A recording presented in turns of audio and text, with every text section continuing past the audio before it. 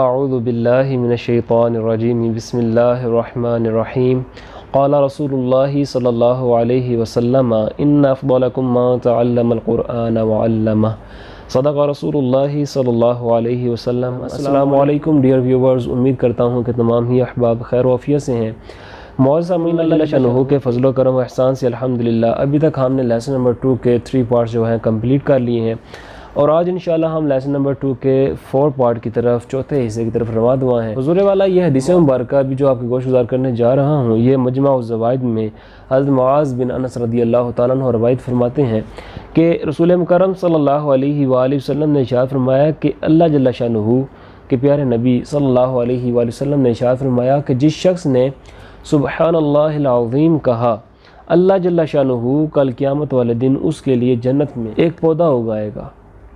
और जिस शख्स ने पूरा कुरान पढ़ा और उसके ऊपर अमल किया तो उसके वालिदैन को अल्लाह जल्ल शानुहु ऐसा ताज पहनाएगा जिसकी रोशनी सूरज की रोशनी से भी ज़्यादा हसीन होगी।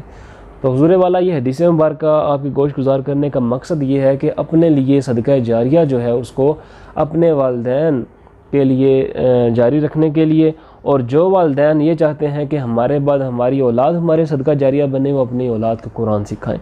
मुस्लिम शरीफ के हदीस मुबारक हज़रत अबू हुरैरा रज़ियल्लाहु तआला अन्हु रावी हैं, बयान फरमाते हैं कि रसूल मुकर्रम साहिब कुरान सल्लल्लाहु अलैहि वसल्लम ने इरशाद फरमाया कि जब बंदा फ़ौत हो जाता है तो उसका जो सिलसिला आमाल है वो रुक जाता है, सिवाय 3 चीज़ों के। वो ये हैं कि एक ऐसा इल्म जिसके ज़रिए उसने लोगों को फ़ायदा पहुंचाया होता है। तो अगर आप अपने बेटे को तालीम दीन सिखा देते हैं, कुरान के हवाले से हो, या आलिम बनाते हैं या अपनी बेटी को आलिमा बनाते हैं, तो हुज़ूर वाला वो आपके लिए जो भी तालीम आगे पहुंचाती रहेगी, हक़ और सच जो अल्लाह जल्ल शानुहु उसके रसूल सल्लल्लाहु अलैहि वसल्लम की तालीमात हैं, तो देखिएगा वही आपकी शफ़ाअत का सबब और ज़रिया बनेगी। अगर आप बेटी को कुरान या बेटे को कुरान याद करवाते हैं, हिफ़्ज़ करवाते हैं, नाज़ा से पढ़वाते हैं, तो वो भी आपका रायगान जाएगा, जैसा कि हमने साबिक़ा टॉपिक्स में जितने भी आपके सामने पार्ट्स पेश किए हैं उनमें हदीस में आपको वाज़ेह किया है। और इसी तरह उसके लिए जो नेक औलाद है जो उसके मरने के बाद दुआ करती है, वो उसके लिए सदका जारिया बनती है। तो अपनी औलाद की ऐसी तरबियत कीजिए कि वो आपके इस दुनिया से फ़ौत हो जाने के बाद, क्योंकि हर एक बंदे ने जाना है कुल्लु नफ्सिन ज़ाइक़ातुल मौत, हर नफ्स ने मौत का जायका चखना है, यहाँ पे किसी एक बंदे ने भी नहीं रहना है। तो अपने लिए पीछे कार खैर जो हैं वो अल्लाह जल्ल शानुहु की रज़ा की खातिर जो आप कर रहे हैं उनको जारी रखने में अपनी औलाद की परवरिश तरबियत जो कि इस्लाम के मुताबिक है उसमें कोई आप कसर ना छोड़ें, ताकि वो आपके लिए कल क़यामत वाले दिन आपके बल्कि इस दुनिया से फ़ौत हो जाने के बाद, पर्दा फरमा जाने के बाद आपके लिए वो सदका जारिया बने। और इसी तरह जो बंदा ऐसा एक तो इल्म वाला हो गया जिसके इल्म के ज़रिए लोग फ़ायदा उठा रहे होते हैं, दूसरा आपकी औलाद जो कि आपके मरने के बाद आपके लिए दुआ करेगी, और तीसरा सदका जारिया। और ये बज़ाते ख़ुद जब आप अपने बेटे या बेटी को कुरान की तालीम सिखाते हैं, एक आलिम या आलिमा बनाते हैं या हाफिज़ा या हाफिज़ बनाते हैं, तो जब वो कुरान पढ़ेगी ज़ाहिर सी बात है कि वो आपके लिए सदका जारिया बनेगी। आपने उसके लिए वो जितनी सरपरस्ती की है उसका इनाम आपको अल्लाह जल्ल शानुहु उस सूरत में पेश करेगा, अता फ़रमाएगा, जैसा कि आपको हदीस मुबारक में बयान किया गया कि उसके सर पे ताज रखा जाएगा जिसकी रोशनी सूरज की रोशनी से भी ज़्यादा हसीन होगी। तो अल्लाह जल्ल शानुहु से दुआ है कि अल्लाह ताला हमें जो कुरान पढ़ने का हक़ है उसको जैसे अल्लाह जल्ल शानुहु चाहता है वैसे अदा करने की तौफ़ीक़ अता फ़रमाए और हदायत अता फ़रमाए, और हमें कुरान पर जो अमल करने का हक़ है वो हक़ अदा करने की भी तौफ़ीक़ अता फ़रमाए। तो हुज़ूर वाला आज का जो लेसन है हमारा अल्हम्दुलिल्लाह वो है नेक्स्ट, जो हमारी आज की लास्ट हरकत यानी कि साइन है हरकत में से एक, वो है पेश, उसके बारे में हम बात करेंगे। क्योंकि अभी तक तो हम जो कुछ पढ़ चुके हैं उसका खुलासे कलाम अगर आपके गोश गुज़ार करूँ तो वो ये है कि इस लेसन नंबर 2 में आपने पहले तो हरकत के हवाले से बात की कि हरकत की जमा है जिसमें ज़बर ज़ेर और पेश आ जाती हैं, फिर उनके नाम मुख्तलिफ जो थे उनके हवाले से आपने बात की कि ज़बर को फ़तह और नसब भी कहते हैं, ज़ेर को कसरा और जर भी कहते हैं। इस तरह पेश जो कि आज हम पढ़ने वाले हैं इसको ज़म्मा और रफ़ा भी कहते हैं, और इसकी हम डिटेल अभी करते हैं मज़ीद। और इसी तरह आपने हमज़ा के हवाले से बात की कि अब अलिफ़ के ऊपर कोई हरकत आ जाती है तो हमज़ा में टर्न हो जाता है, और उसमें हम हमज़ा जो ऐसा लेटर जिसमें हमें जर्क यानी कि झटका दे के पढ़ना होता है, लेकिन बाकी जो आपके लेटर्स हैं उनमें आपने जर्क नहीं करना है। और बाकी जितने भी आपके हरूफ यहाँ पे मौजूद हैं मुस्तालिया यानी कि जो पुर पढ़े जाते हैं, मोटे किए जाते हैं स्काई ब्लू कलर्स के, वो तमाम के तमाम आपने पुर ही रखने हैं, चाहे कोई भी लेसन आ जाए, कोई भी हरकत आ जाए, या फिर जज़म ही क्यों ना हो, साकिन ही क्यों ना हो वो लेटर, तब भी वो थिक ही होगा, यानी कि मोटा, यानी कि पूरा पड़ा जाएगा। तो हुजूर वाला इसके अलावा जो बाकी लेटर्स हैं रॉ के अलावा, रॉ की डिफरेंट कंडीशंस जी तो आपने पढ़ ली हैं 3 तरह की। एक तो ये कि अगर अकेला लिखा हो तो रॉ थिक होता है, मोटा होता है। इस तरह अगर रॉ के नीचे ज़ेर आए तो रॉ बारीक हो जाता है, और अगर पेश आए तो रॉ। आज की सूरत में हम पढ़ेंगे इंशाल्लाह कि उसके बारे में क्या हुक्म जारी होता है उसकी तहसीन में इजाफ़ा करने के हवाले से। तो हुजूर वाला अल्हम्दुलिल्लाह ये था खुलासा कलाम जो कि मैंने आपके गोशगुजार किया है।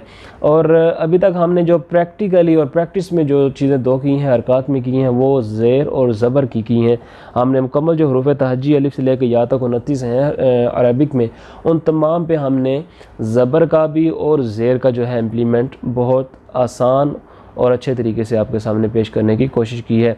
और इसकी प्रैक्टिस करना हुजूर वाला आपकी ज़िम्मेदारी है, और इस ज़िम्मेदारी को मैं हुस्न ज़न कायम करता हूँ कि आप बखूबी निभा रहे हैं। तो आज का जो लेसन है उसकी तरफ हम आते हैं, वो है आपका पेश के हवाले से। आप पेश ये जो साइन आपके सामने पड़ा हुआ है राउंड शेप का, इसके हम 3 नाम इस्तेमाल करते हैं। एक बज़ात खुद जो पेश है, और इसी तरह एक रफ़ा और एक ज़मा। आपको ये बताया था कि जिस लेटर के ऊपर हरकत पड़ी होती है, यानी कि हरकत वाला जो लेटर होता है, उस लेटर को हम, उस हरफ को मुतहर्रिक कहते हैं, यानी कि हरकत वाला हरफ कहते हैं। इसी तरह हुजूर वाला जैसे आप पीछे पढ़ के आए हैं कि जिस लेटर के ऊपर आप ज़बर पढ़ के आए हैं, यानी कि फ़तह पढ़ी उसको मफ्तू कहा, इसी तरह नसब पढ़ी हो तो मंसूब कहा, ज़ेर पड़ी हुई हो तो यानी कि उसके जो दूसरे 2 नाम हैं, जार पड़ी हो तो मजरूर कहा, इस तरह कसरा हो तो हम उसको मकसूर कहते हैं। इसी तरह जनाबे वाला यहाँ पे पेश के भी 2 नाम हैं, एक ज़म्मा और एक रफ़ा। और ज़म्मा जो है जब वो हरफ के ऊपर पड़ा हो तो उस वक़्त हम उस हरफ को क्या कहेंगे, मज़मूम। ठीक है, तो अरबिक में चूँकि हमने अगर उसको पढ़ें तो फिर मज़मूम दाद का साउंड एसेंड हम उसका जो प्रोनाउंसिएशन है इस तरह उसके मुखारिज से निकालेंगे। तो इसी तरह जब अगर उसके ऊपर रफ़ा पड़ा हो तो उसको हम मरफू कह देंगे, यानी कि पेश वाले हरूफ। ये जितने भी ऐसे हम पढ़ेंगे इनके ऊपर पेश पड़ी हो उसको हम, उन लेटर्स को हम मरफू भी कह सकते हैं, मज़मूम भी कह सकते हैं। और इसी तरह अगर कोई लेटर ऐसा पड़ा हुआ है जिसके ऊपर ज़बर है तो उसको हम मंसूब और मफ्तू कह सकते हैं, ज़ेर वाले को मकसूर और मजरूर भी कहा जा सकता है। क्योंकि आज का हमारा लेसन पेश के हवाले से है, तो हम आज मरफू लेटर्स और जो मज़मूम लेटर्स हैं उनके हवाले से बात करेंगे कि ऐसे लेटर्स जिनके ऊपर पेश पड़ी होती है। पेश के हवाले से हुजूर वाला आपसे मैंने ये बात की थी कि पेश को पढ़ते हुए आपको ये समझाया कि होंठों को गोल करते हैं। ठीक है, ज़बर में आपने आवाज़ और मुँह को खोला था, ज़ेर में आवाज़ और मुँह को नीचे थोड़ा सा गिराया था। इसी तरह आप जब पेश पढ़ेंगे तो उसमें आपने होंठों को गोल करना है, जैसे बा पेश बू, बा पेश बू। ठीक है, तो उम्मीद है कि आपको जो पेश के पढ़ने के हवाले से या फिर इसकी जो डिटेल है वो बखूबी समझ आ चुकी है। और इसी तरह जैसे आपने साबका लेसन जितने भी पार्ट 2 में पढ़े हैं या फिर पार्ट 1 में या पार्ट 3 में पढ़े हैं, उनमें ये बात ज़हन में रखी थी आपने कि जब भी हमने हमज़ा की बात की है तो हमने कहा कि हमज़ा में जब अलिफ़ की हम बात करते हैं तो अलिफ़ हमारा जब उसके ऊपर कोई भी साइन आ जाता है तो हम उसको हमज़ा में टर्न कर देते हैं। और हमज़ा एक ऐसा लेटर जिसके बारे में ये रूल भी पढ़ा है हमने कि जिसको हम जब कोई साइन इसके ऊपर आ जाती है तो फिर हमने इसको क्या करते हैं, हमज़ा को जर्क करके पढ़ते हैं, यानी कि इसमें हमने झटका दे के पढ़ना होता है। तो हुजूर वाला बाकी जो लेटर्स हैं उनमें आपने जर्क करके नहीं पढ़ना, बल्कि उनको अपनी हालत के मुताबिक जो पढ़े जाते हैं नॉर्मल उनको पढ़ना है। लेकिन जो मुस्तालिया लेटर्स आएंगे जो कि स्काई ब्लू कलर्स के हैं वो आपने हमेशा के लिए उनको थिक ही रखना है, मोटा ही रखना है, पुर करके पढ़ना है। लेकिन रॉ के अलावा जो आपके सामने कंडीशंस आएंगी ब्लैक कलर्स में लेटर्स की, हरूफ की, उनमें आपने रॉ को जो बाकी लेटर्स हैं उनको आपने बारीक ही पढ़ना है, मोटा करके नहीं पढ़ना। अब रॉ के हवाले से अभी हम इंशाल्लाह यहाँ पे जो 4 कंडीशंस है वो पूरी कर लेंगे, और जब रॉ का लेटर हम पहुँचेंगे उसको पढ़ने में प्रैक्टिस में तो फिर मैं आपको उसकी मुकम्मल डिटेल वाज़े कर दूँगा। तो अभी हम स्टार्ट करते हैं इस हवाले से कि प्रैक्टिस भी हो जाए और हमारी रिवीजन भी हो। और आज का जो आप लेसन पढ़ने जा रहे हैं हुजूर वाला वो है पेश के हवाले से कि आपने पेश देनी है तमाम जो हरूफ तहज्जी हैं उनके ऊपर, और फिर पेश के मुताबिक उसको पढ़ना है। और फिर से आपसे ये गुजारिश कर रहा हूँ कि हुजूर वाला जो पीछे लेटर्स आप पढ़ के आए हैं वो सारे क्योंकि रिवाइज होते हैं, इसलिए लेसन नंबर 1 से लेके इस लेसन नंबर 2 के पार्ट 4 तक जितने कुछ आपने पहले पढ़ लिया है वो सारी बातें आपके जहन में होनी चाहिए, ताकि आप जो भी यहाँ पे सूरत हाल पेश है उसको आसानी से प्रैक्टिस क्योंकि आपने पहले की हुई है तो वो आसानी से आप उसको पढ़ लें। तो सबसे पहले हमने मखारिज का ख़ास ख्याल रखना है कि जो हरफ जहाँ से निकलता है उसको वहाँ से निकालना है, जो बारीक उसको बारीक, जो मोटा उसको मोटा रखना है, थिक थिन में हमने डिफरेंस रखना है। और इसी तरह जो रूल्स आपने इस लेसन के पढ़े हैं उनका भी ख़ास ख्याल रखना है। तो पढ़िए अभी हमज़ा। अब हमज़ा को हमने जर्क करना है क्योंकि हम जब साइन इसके आता है तो वो जर्क में हम उसको झटका दे के पढ़ते हैं। हमज़ा पेश उ, जैसे हमने किया था अ इ उ, अब ये क्या होगा उ। तो ये आपने थोड़ा सा इसमें जर्क करना है, थोड़ी सी जहमत इसमें आपको तरद्दुद करना पड़ेगा।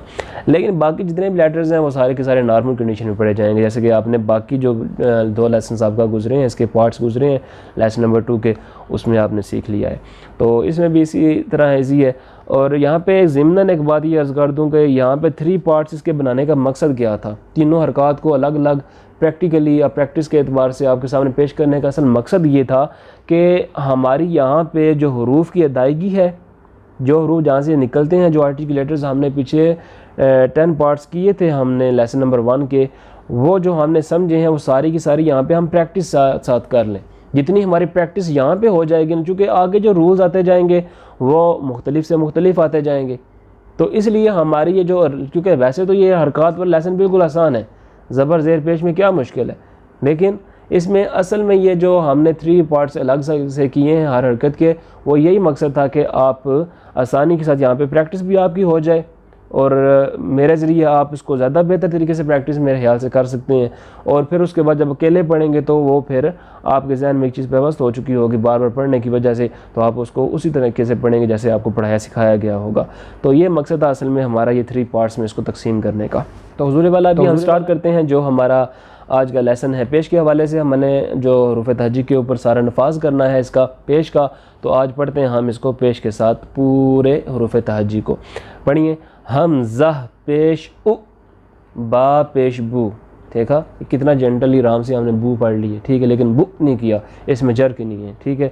और इसी तरह आपने स्ट्रेच भी नहीं करना बू, ठीक है, ऐसा भी नहीं करना, बल्कि उसको उसकी नॉर्मल कंडीशन जो उसके साइन के मुताबिक पेश के मुताबिक है उसको वैसा ही आपने पढ़ना है। तो हुज़ूर वाला पढ़िए बा पेश बू, ता पेश तू, सा पेश सू, जीम पेश जू, हा पेश हू, खा पेश हो। अब देखिए मुस्ताले लेटर है, खू नहीं किया मैंने, इसको बारीक नहीं किया, बल्कि बैक पॉइंट जो रोट ऑफ द टंग है उसको हमने उठाने की कोशिश की है, ज़ुबान की जड़ को। पढ़िए खा पेश हो, हो। उम्मीद है कि आपको हो यानी कि खा के हवाले से समझ आ चुकी होगी।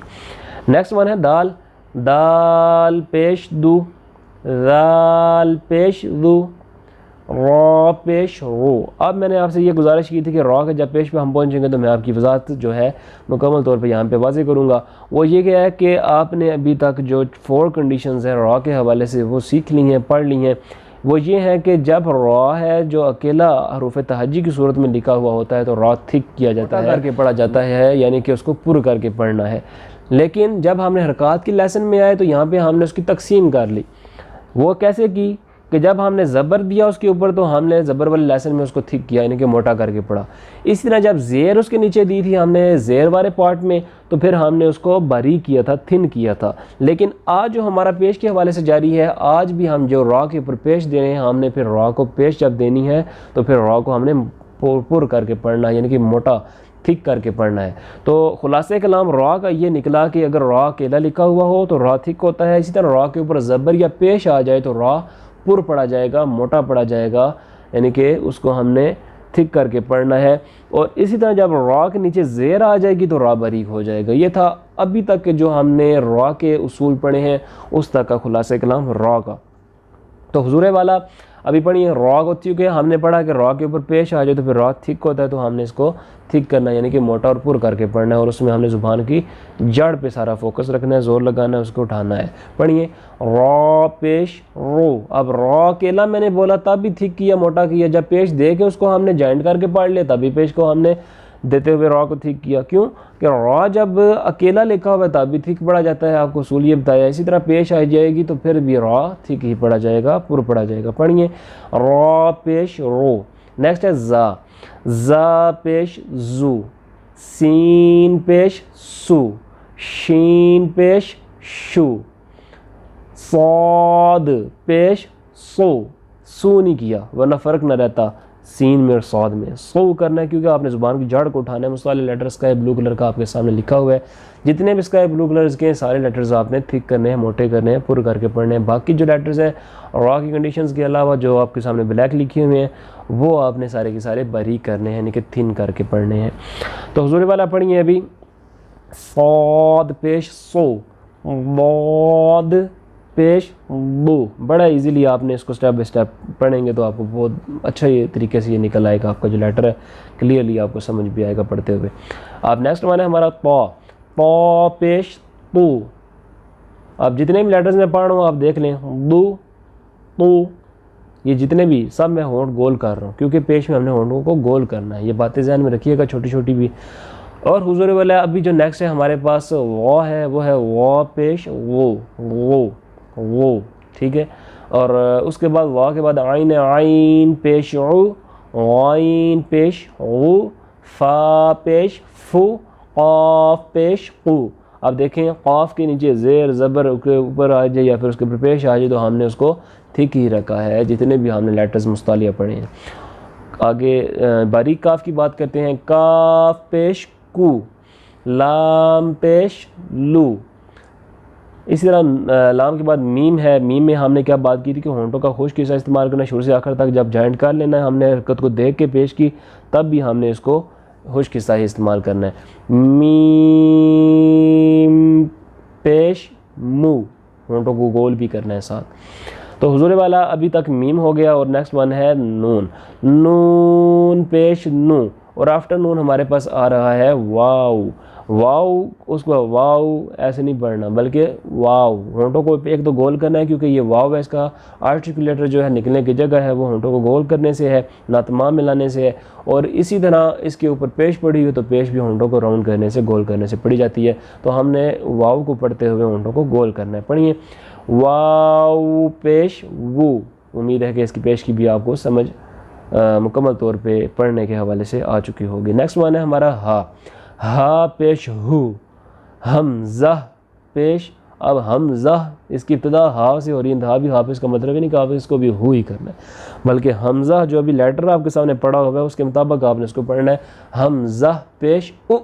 अब जर किस में करना है क्योंकि आपने पढ़ा था कि हमज़ा में हम जब उसके ऊपर कोई भी साइन आ जाता है, हरकत आ जाती है ज़बर ज़ेर पेश में से, तो हमने उसको जर करके पढ़ना है, यानी कि उसको झटका दे के पढ़ना है। पढ़िए, हमज़ा पेश उ। अब लास्ट वाला जो हमारा लेटर है वो है या पेश यू। सूरे वाला अल्हम्दुलिल्लाह अभी तक हमने पहले के साथ जो है वो तमाम जितने अलिफ से लेकर या तक हरूफ थे उनके ऊपर हमने पेश का नफाज करके मुकम्मल तौर पे पढ़ने की अच्छे तरीके से पूरे तजवीद के जो अंदाज़ है उसमें पढ़ने की पढ़ाने की कोशिश की है। और अभी हम इसको रिवीजन कर लेते हैं प्रैक्टिस के एतबार से कि हम इसको फ़्लो के साथ पढ़ेंगे, अभी जॉइंट नहीं करेंगे, अभी हम हिज्जे करके इसके नहीं पढ़ेंगे बल्कि हम इसको फ़्लो के साथ भी पढ़ेंगे। जब फ़्लो के साथ पढ़ना है तो उस वक़्त भी आपने ख़ास ख्याल जो उनके हरूफ के निकलने का है और जो बारीक और पुर हरूफ का है उनका रखना है। बगौर सुनिए अभी ताकि आपको इसी वक्त समझ आ जाए। पढ़िए, उ, बू, तू, सू, जू, हू, खू, दू, दू, गू, जू, सू, शू, सू, बू, बू, गू, ऊ, गू, ऊ, कू, दू, मू, नू, वू, हू, उ, यू। तो ये थे हरूफ वाला हमारे तमाम के तमाम लेटर्स जो कि हमने पढ़ लिए हैं, हरूफ तहजी 29 जो होते हैं पेश के साथ। और अल्हम्दुलिल्लाह अल्लाह जल्ल शानहू के फज़ल व करम और एहसान के साथ आज हमने इन तीनों हरकतों को बखूबी समझ लिया है, जिनको हमने ज़बर भी दी हुई है लेसन नंबर 2 में और उसकी प्रैक्टिस की है मुकम्मल तौर पे अलग से। और इसी तरह फिर हमने पेश में मुकम्मल तौर पर इसकी प्रैक्टिस की है आज की लेसन में। और लेसन नंबर 3 जो था हमारा, लेसन नंबर 2 का पार्ट 3 जो था हमारा, उसमें हमने ज़ेर के हवाले से इसकी मुकम्मल जो प्रैक्टिस बनती थी वो हमने आपकी गोशगुजार की। और उम्मीद करता हूँ कि तमाम हज़रात साथ साथ अपनी तरफ से भी कोशिश और मेहनत जारी रखे हुए होंगे ताकि अपने कुरान को जल्द अज जल्द ठीक कर सकें, पढ़ सकें और अपने बच्चों को भी कुरान पढ़ाने की तरफ तरगीब दे रहे होंगे। और अगर किसी ने अभी तक चैनल जो है हमारा तजवीद एंड इस्लाह, जिसके तवस्सुल से आपकी बरगाह में कुरान को पढ़ने का आसान तरीका तजवीद के साथ पेश किया जा रहा है, सब्सक्राइब नहीं किया तो ज़ोरे वाला प्लीज़ सब्सक्राइब कीजिए, ख़ुद भी दूसरों को भी इसकी तरगीब दीजिए, उनके मोबाइल्स पर भी सब्सक्राइब कीजिए ताकि आपके पास और उनके पास नोटिफिकेशंस पहुँचें और वो भी इल्म हासिल करें। अगर किसी एक का भी एक हरफ भी ठीक हो जाता है, वो ठीक पढ़ना कुरान शुरू कर देता है, तो मेरे लिए और आपके लिए सदका जारिया बन जाए। कोई एक बंदा ज़रा हिदायत पे हमारी वजह से आ जाए तो ये भी अल्लाह जल्ल शानहू का हमारे लिए बहुत बड़ा एहसान, फ़ज़ल और करम है कि अल्लाह जल्ल शानहू ने हमें ये हिम्मत ताकत इस्तात जो दी थी उसका हमसे काम लिया, उसकी हमसे खिदमत ली। तो हुज़ूर वाला पूरी मेहनत कोशिश को जारी रखें और अल्लाह ताला से दुआ है कि अल्लाह ताला हमें हक़ और सच इल्म हासिल करके, जैसे अल्लाह ताला के फ़रिश्ते हक़ हैं, उसकी किताबें हक़ हैं, उसके पैगम्बर हक़ हैं, जन्नत दोज़ख हक़ है, इसी तरह अल्लाह जल्ल शानहू हमें हक़ और सच इल्म हासिल करके उसके ऊपर अमल करके औरों तक पहुँचा कर हुज़ूर सल्लल्लाहु अलैहि वसल्लम की दुआ जो आपने इरशाद फरमाई है, सब्ज़ व शादाब रहे वो शख्स जिसने मुझे कोई बात सुनी, उसको लिखा और उसी तरह उसको याद किया और फिर उसको आगे उसी तरह पहुँचाया। तो कुरान को अल्लाह जल्ल शानहू ने तजवीद में नाज़िल किया, नबी करीम सल्लल्लाहु अलैहि वसल्लम की तरफ आपने सहाबा को सिखाया सुनाया, सहाबा ने फिर सारी सी बात के वैसे ही तालीम जो है आगे जारी की। और अल्हम्दुलिल्लाह सुम्मा अल्हम्दुलिल्लाह आज हम अपने सलाफ़ के इसी तरीके के ऊपर अमल कर रहे हैं। तो अल्लाह ताला से दुआ है कि अल्लाह ताला हमारे लिए इसको कार खैर बनाए। आमीन व मा अलैना इल्लल बलागुल मुबीन। सदका जारिया समझकर शेयर ज़रूर कीजिएगा। जज़ाकल्लाह खैर व अहसनल जज़ा।